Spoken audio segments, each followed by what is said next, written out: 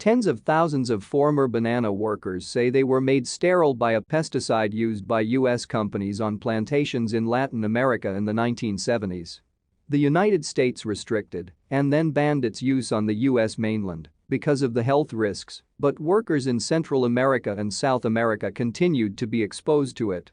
Grace Livingstone reports from Panama on the workers' decades-long battle for justice. Isabel Coba Mojica was 16 years old when he got a job on a banana plantation in Panama's Chiriquí province.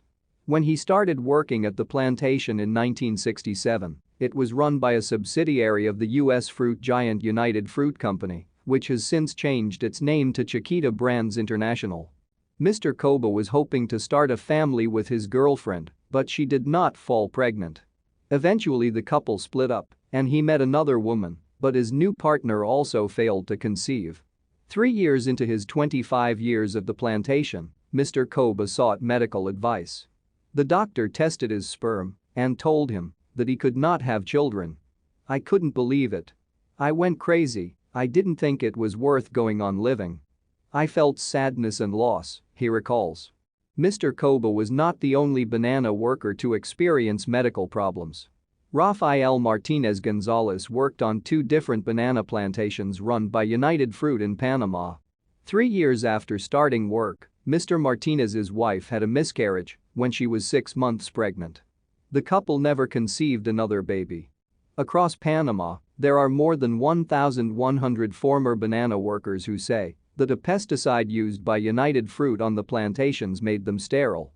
The pesticide, called dibromochloropropane or DBCP, targets microscopic worms that damage banana plants. But it can also affect men's fertility.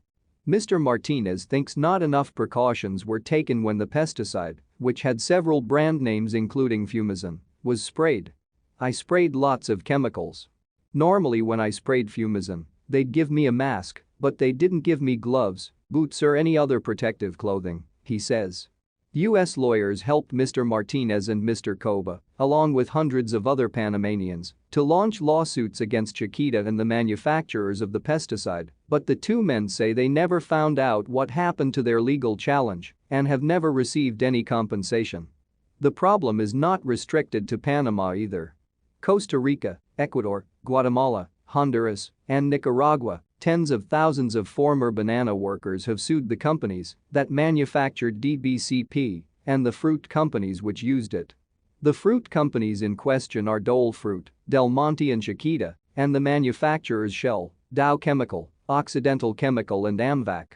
The lawsuits state there was evidence that DBCP caused sterility in animals as early as the 1950s.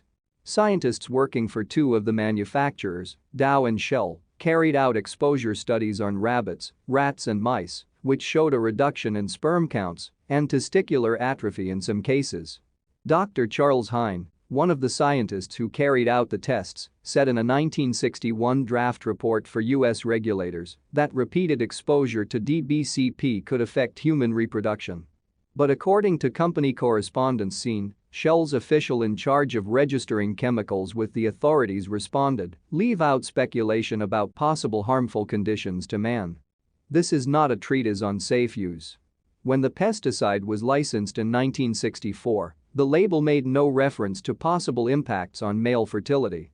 Dr. Hine, who became a consultant for Dow and Shell, had also advised wearing impermeable protective clothing, but the pesticide's label did not mention any need for protective gear.